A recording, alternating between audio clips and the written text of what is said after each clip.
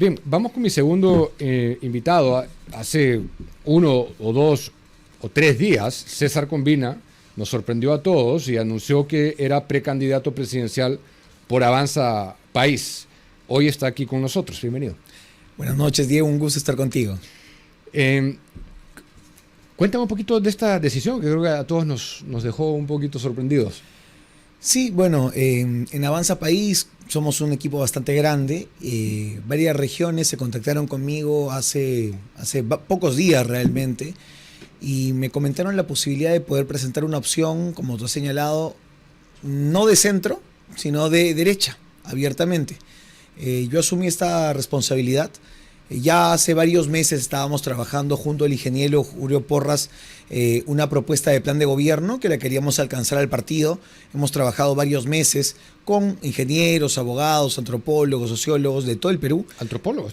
Como yo soy antropólogo. ¿Eres antropólogo de carrera? Así Yo es. no lo sabía. De la Católica, además. Hoy más que nunca, bien importante eso. Uno de los pocos que no es de izquierda de la Católica, no digo el único, porque el otro colega que no es de izquierda es Jaime de Altaus, que también es antropólogo de la Católica, y cuya tesis sobre la reforma agraria fue uno de mis pilares fundamentales para hacer mi propia tesis. Entonces nos juntamos, hicimos un plan de gobierno antes de presentar la candidatura y ahora hemos tomado la decisión de presentarnos en las internas. Sé que el otro candidato es una persona muy conocida, Philip es amigo mío personalmente, sé que también es tu amigo, y no tenemos ningún problema en entender que la democracia no quiere decir que seamos enemigos, que nos enfrentemos, que tengamos adversidad, sino que más bien permitamos que el debate y la propuesta se manifieste. Siento que la derecha en este país se ha dividido mucho innecesariamente por insultos, por maltratos, por pensamientos de que yo tengo que ser y si no es el otro, y si es el otro me muero. Eso no puede ocurrir. Miremos, por ejemplo, lo que ha pasado en Estados Unidos. Una derecha seria y responsable, ¿qué cosa tiene? A Donald Trump peleando en una interna furibunda contra Marco Rubio. Y el día de hoy, Marco Rubio es su primer ministro en los factos. Entonces, entendamos que la derecha tiene que pensar en unirse bajo propuestas y no pensar en personas. Las personas no son el camino, las ideas son el camino. Bueno, entonces siguiendo ese hilo, lo primero sería establecer qué es derecha, ¿no? Porque hay mucha gente que para comenzar, se está tratando de distanciar del rótulo derecha, y hay gente que, como Fuerza Popular, que por sus acciones y sus postulados claramente no son de derecha. Entonces, tú dices que eres de derecha. Así es. Lo que creemos, los valores, las ideas en las que Los crees. valores fundamentales para mí, desde John Locke, vida, libertad y propiedad. Sobre la base de ello, los únicos 3 valores fundamentales, para mí no hay otro valor fundamental a nivel de derechos, y todo el resto de derechos se basan sobre ello. Democracia, libertad, propiedad privada, desarrollo de la familia como el centro del núcleo de la sociedad y de la política pública. Okay. Y también estamos hablando de lo que significa todo el resto de valores que se desarrollan a partir de ello. Ojo, hablamos que derecha, si decimos ya de personas, de lo que uno sueña con ser, que claramente no, quizás uno no lo puede lograr, pero en el mundo han habido personas muy de derecha. Hablamos de Margaret Thatcher, hablamos de Ronald Reagan, hablamos del propio, en este caso, Alberto Fujimori en los años 90, 92, 93, 94, que aplicó las reformas estructurales que el día de hoy nos dan tranquilidad y fortaleza, y que además Fuerza Popular se alejó muchísimo de esos valores fundamentales, ¿no? Ya, entonces, pero tú, para ir aterrizando algunas ideas, ¿tú crees, por ejemplo, en la familia tradicional? Tradicional. Hombre y mujer biológica. Hombre y mujer, y el Estado puede eventualmente darle facilidades a todo el mundo para temas contractuales, pero nunca para ni adopciones ni familia. Ok, entonces, eres pro vida. Pro vida 100%. ¿Combatirías el aborto? El aborto para mí es un delito. ¿No comulgas con el lobby multicolor internacional? No. El progresismo globalista, ideología de género. Ideología de género, nada que ver con globalismo, y tampoco incluso valoro ni respeto ninguna agenda fuera de nuestro país. Creo que el Perú debe tener su propia agenda. Ok, bien. Entonces, desde ese esclarecimiento, leo que tu equipo, no sé si llamarlo equipo, tiene más de 1000 afiliados. Sí, nuestro en nuestro partido desde el año 2025, cuando nos invitó el presidente Aldo Borrero. Hemos inscrito a más de 1.500 afiliados. O sea, como que tú has traído. Exactamente. Recuerda que yo estuve aquí cuando Salas Arenas bloqueó la inscripción de mi partido político, Cambio Ciudadano, y los principales fundadores de ese partido nos afiliamos a Avanza País por la invitación de Aldo Borrero. De los 1.500, ahora somos apenas 1.000, pero igual 1.000 es bastante. Y por eso hemos tenido la oportunidad no solamente de hacer un gran plan de gobierno, sino de tener representación en todas las regiones. ¿Cuántos militantes tiene Avanza País? Avanza País tiene más o menos 47.000. Ok. ¿Van a ir con internas en qué modalidad? Vamos a ir en internas de voto por delegados. Mi candidatura no va a lanzar candidatos a delegados, vamos a someternos a la candidatura única que va a lanzar el Comité Ejecutivo Nacional. Tengo entendido que en estos momentos ya se está elaborando la lista y va a haber una elección interna. Vamos a apoyar masivamente en todo el país y tampoco vamos a lanzar una lista parlamentaria, solamente una lista presidencial. Ya, pero esa se va a considerar, o sea, ¿cómo podrían obtener entonces la lista única? ¿Te refieres a qué? ¿La lista única? Claro, por ejemplo, cuando viene la cédula de votación para los delegados van a elegir entre el 1 y el 2, que será César Combini y Philip Butters para presidente y vicepresidentes, y la lista única de senadores y diputados. Ya, de eso, pero habrían dos opciones para fórmula presidencial. Para fórmula presidencial, claro que sí. Ok, y después dice, que creo que es lo más importante que vamos a hacer acá en esta conversación, es que vas a recorrer con ellos, con esos 1.000, el país, llevando tus 10 propuestas. Aprovecho en dejarte mis 10 propuestas, que creo que soy el único precandidato presidencial, bueno, además un poquito colorido, pero los jóvenes de la campaña se han basado en el modelo de Chacalón, de muchacho provinciano, para presentar nuestras 10 propuestas. Son 10 propuestas y compromisos claros. Tenemos, por ejemplo, desde la reducción de los ministerios, la proscripción del comunismo, la privatización total de las empresas públicas. La privatización total. Total. No creemos en ninguna empresa pública. ¿Todas? Todas. Creemos que es la hora de decirle ayer grabé el video en Petroperú y me dio mucho gusto, ha llegado a más de 100.000 personas en TikTok. Me dio mucho gusto que incluso la gente que estaba fuera de Petroperú me decía, bien, hay que cerrar este monstruo. Vamos a cerrar Corpac, vamos a privatizar Petroperú y además vamos a decirle a la gente que el día de hoy, por ejemplo en Lima, tiene el problema del agua, que vamos a privatizar también Sedapal. Sedapal quisieras privatizar. Y Sedapal no la vamos a privatizar de una forma maligna, cayendo en monopolios. Es hora de decirle a la gente que hay soluciones básicas. Por ejemplo, si la infraestructura le pertenece al Estado peruano, mantendremos Sedapal en nombre, con un directorio de 3 personas, con una administración. Pero la distribución del agua, la purificación del agua y la elección de cada persona para ver qué empresa de agua elige, debe ser de la gente. Y eso mismo con la energía eléctrica en las regiones. Recordemos que, por ejemplo, yo soy de la región Junín y Electrocentro está haciendo la peor contribución al desarrollo de mi región, se llama Electrocentro, dejando a pueblos como Posuso, Satipo, Chanchamayo, días y días sin luz y sin elección. Sí, ahora el problema de la infraestructura en el caso del agua tiene que, en Lima nomás tenemos varios temas que solucionar, porque pagan el agua más cara. Los más pobres pagan el agua más cara. Entonces, ahí han pensado cómo llevarían, mediante este esquema que estás describiendo. Así es, la idea es que Sedapal, que es un monopolio terrible, hay que decirlo claramente, nuevamente como tú decías, ¿qué cosa es ser de derecha? Ser de derecha es no apoyar ningún monopolio. No importa si es público, no importa si es estratégico, luego, claro. No importa si es privado, no importa si le corresponde a mí o a ti. A nadie. A nadie. El monopolio es una delincuencia, es una criminalidad. Y en este caso, lo que vamos a hacer con Sedapal es garantizar que Sedapal exista como una empresa mínima de infraestructura básica, que se mantengan los activos, pero que los activos sean administrados por empresas privadas. Entonces, cuando dividamos Lima en 5 o 6 empresas, claramente un cerro como el Cerro El Pino, un cerro como el Cerro San Cosme o las zonas altas de San Juan del Urigancho van a ser muy atractivas para el mercado. ¿Por qué? Porque ahí se paga hasta 20% más del agua que pagamos los sanisidrinos. En ese sentido, hasta más, 5 o 6 veces.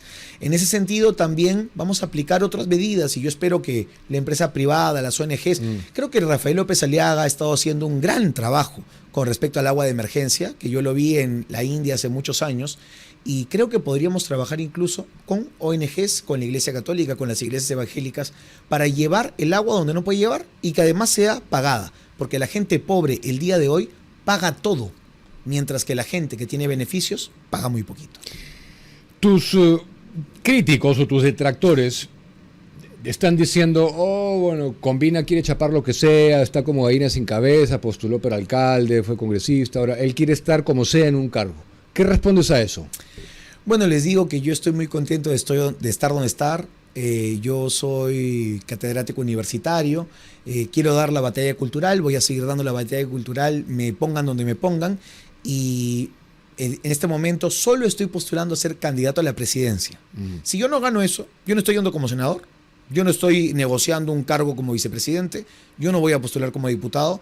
Le deseo la mejor de las suertes a mi amigo Fernán Altuve, que tengo entendido que estaría encabezando nuestra lista parlamentaria del Senado, y a todo el resto de candidatos. Pero yo no necesito un cargo para vivir. O sea, ¿no irías al Parlamento? No, ni aunque me lo pidiera el presidente del partido, ni aunque me lo pidiera Filipe. De no obtener no obtener la candidatura, yo me quedaré como catedrático de mi universidad. Ok. ¿Dónde estás enseñando? En la Universidad Científica del Sur. Ok. Sigamos con las propuestas. Tu pensión, tu decisión. Dice acá, no más ninis.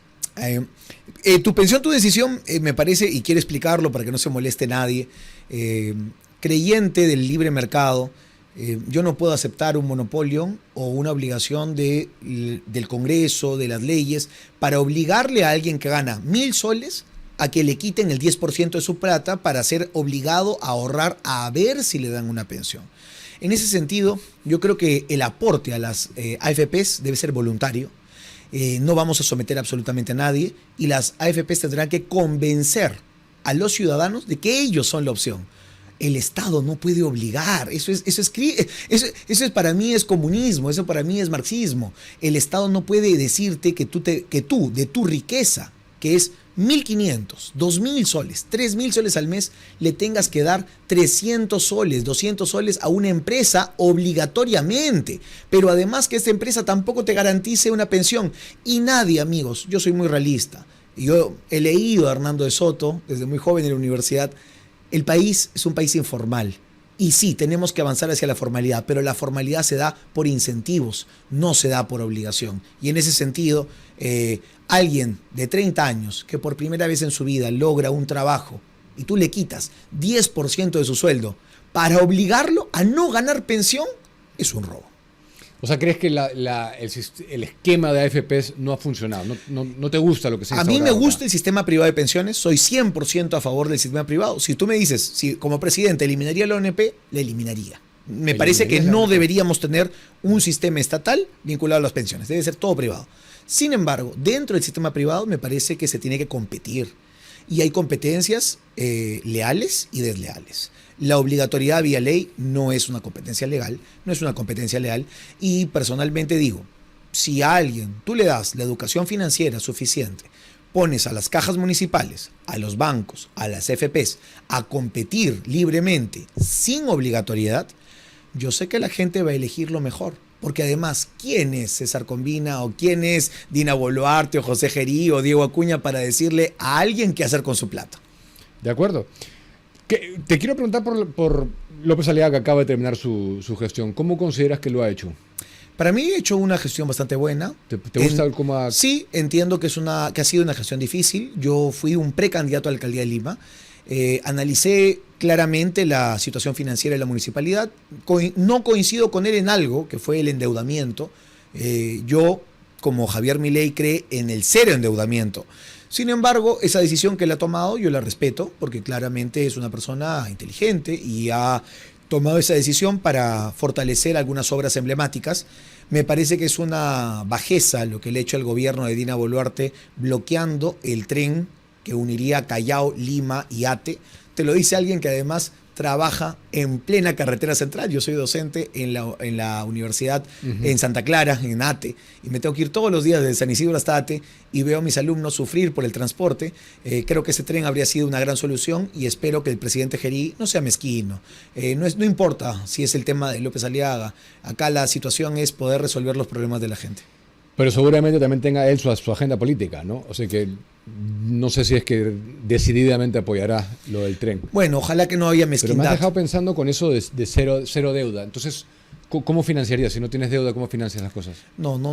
Honestamente, no debe haber deuda. El Perú el día de hoy está viviendo una bonanza económica impresionante.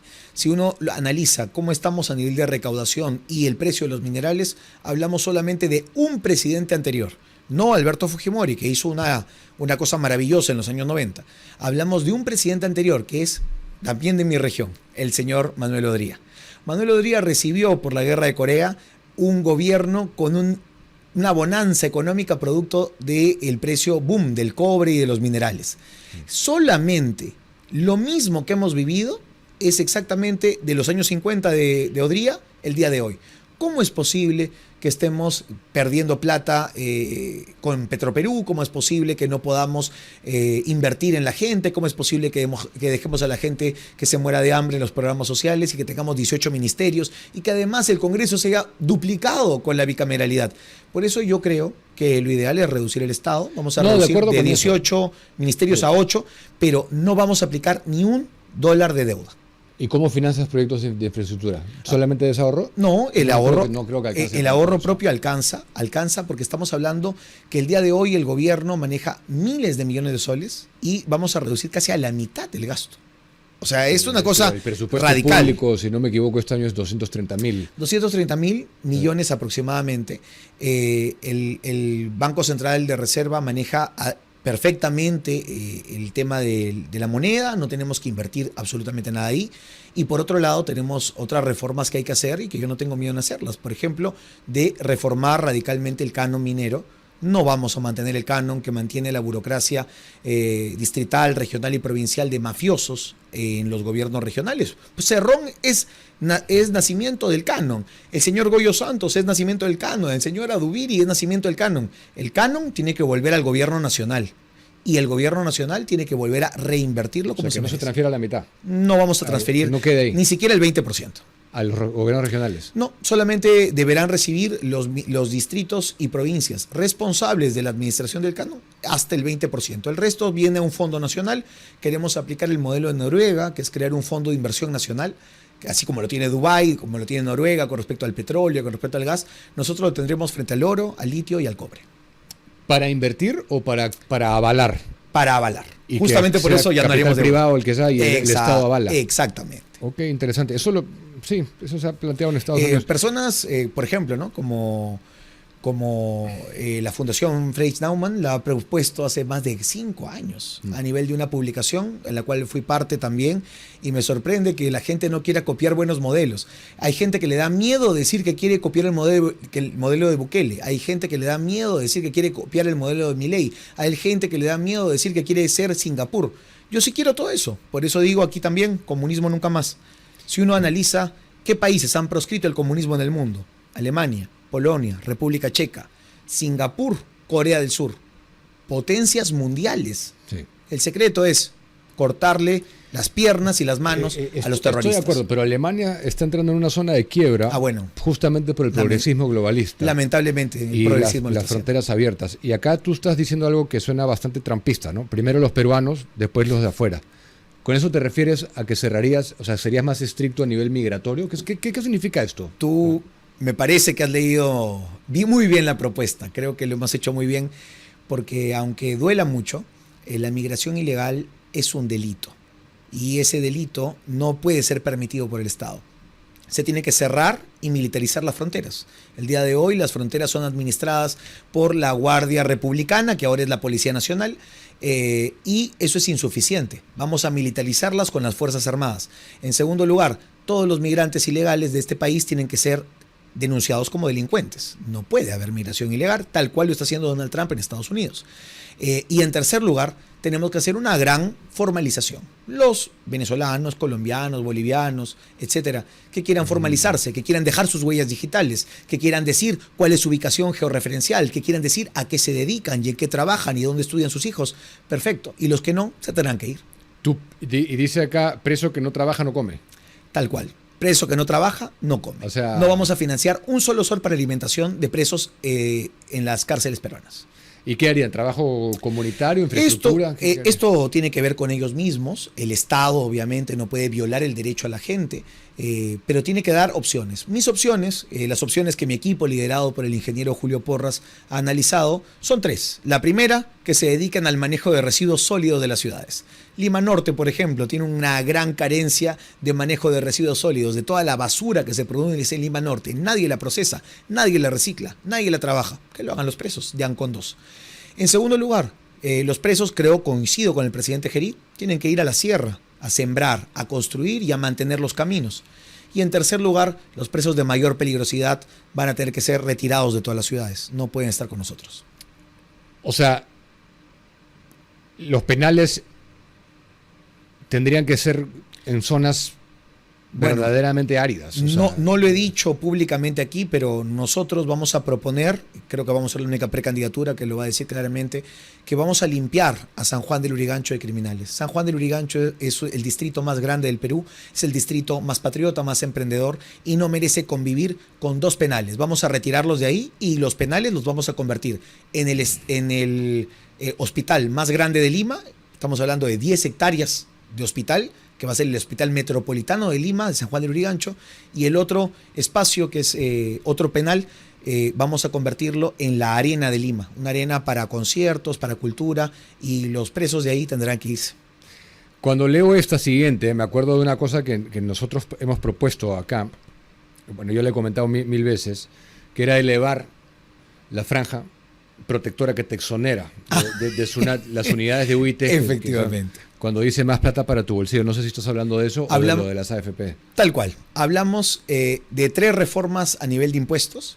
Primero, las personas el día de hoy pagan una franja, como tú dices, de impuestos hasta 3.000 soles, más o menos. La realidad es que el emprendedor y el trabajador actual, ese trabajador formal, ojo, no estamos hablando de informales, formal, de las universidades privadas, docentes universitarios, abogados, arquitectos o trabajadores obreros del rubro textil o el rubro de exportación gana más de 3.000 soles al mes. Lo que le hace el Estado es robarse el 10%, pero ese espacio es muy chiquito a nivel de la contribución. Sin embargo, muy importante a nivel de la vida de la gente. Por eso vamos a aumentar esa franja hasta 5.000 soles. Y con eso vamos a permitir que miles de personas tengan hasta 300 soles más en su bolsillo desde el primer día de gestión. O sea, los sueldos que ganas hasta 5.000 al mes. Hasta 5.000 soles al mes sin pagar impuesto a la renta. La franja que tienes para, digamos, lo que puedes descontar hoy son 7 UITs. Eso es lo que yo pienso que se debería claro, elevar. Obviamente. Estamos hablando, yo estoy hablando del sueldo mensual, pero esto se tiene que hacer en UET anual. Yo lo elevaría. Es muy poco, muy bajo. Muy bajito. El impacto en la recaudación fiscal. Y obviamente esto lo que ayuda, que quizás los amigos de SUNAT, los estatistas, los marxistas no entienden, es que si a alguien tú le das 300 soles más desde el día 1 que gana un presidente, estás hablando de pago de deudas, estás hablando de compra de ropa, estás hablando de compra de alimentos, estás hablando de gasto de combustible, estás hablando de una generación multimillonaria de recursos que nadie va a poder parar. Y sobre todo, para más plata en su bolsillo también, vamos a reducir el impuesto general a las ventas progresivamente hasta 15% en 5 años. O sea, 3 puntos. 3 puntos en 5 años y eliminar más de 10 impuestos antitécnicos, entre ellos el impuesto al rodaje. Hoy día que estuve repartiendo mis volantitos en la avenida Aviación con Javier Prado, muchos de los motorizados, los de Uber y Rappi, me decían que tienen que pagar impuesto al rodaje. Aún así han pagado impuesto a la renta, han comprado una moto nueva, han puesto además su pago del impuesto selectivo al consumo del combustible y aún así tienen que pagar 3 años de impuesto al rodaje. ¿Cómo te comunicas? O sea, digamos ahorita lo de hacerlo en la calle es un poco prematuro, ¿no? ¿Cómo estás hablando con la militancia que tiene que votar por ti? Mira, bueno, no, porque es por delegados. Sí, ¿no? es por delegados. Pero ¿cómo filtras, o sea, cómo llegas al partido? Nosotros estamos trabajando en dos espacios. El primero es la calle. Yo sí no creo que es prematuro, creo que la gente tiene que entender que todo candidato presidencial se tiene que presentar con propuestas. Si no hay propuestas, no debería haber candidatura. Y me da gusto que mucha gente me conozca por participar en tu programa, por participar en tal canal o también por mi TikTok y sepa que hay alguien de derecha que los quiere representar. En segundo lugar, el trabajo interno lo estamos desarrollando casi en 10 regiones con la dirigencia del partido. Me he comunicado personalmente con cada uno de los coordinadores regionales, les he hecho llegar las propuestas, el plan de gobierno, mi hoja de vida, la hoja de vida del ingeniero Julio Porras, la hoja de vida de la doctora Inés Chacón, que me acompañan en las vicepresidencias, y lo que veo es que hay mucha alegría por mi candidatura. Yo sé que Philip Butters, como digo, es una persona muy conocida, pero yo me tengo que hacer conocido y mi trabajo será en las calles. O sea, y aún así, si no se logre ¿Un mes? Tengo 1 mes y medio más o menos. O sea, y aún así, si te corté, aún así no se logre. Y aún así no se logre, yo seguiré apoyando a Avanza País y lo que más me importa son las propuestas. Ojalá que alguien tenga los pantalones para proponer lo que estamos proponiendo nosotros, que es algo, me parece, lo más revolucionario y más antisistema que se ha visto en los últimos 25 años. Bien, bueno, estaremos atentos. Gracias por venir. Te agradezco, Diego, y a todos los amigos de Avanza País decirles que estamos para representarlos y se pueden comunicar conmigo por las redes sociales, por la calle, y estaremos ahí para decirle al Perú que necesitamos un cambio. César Combina con nosotros, 8:22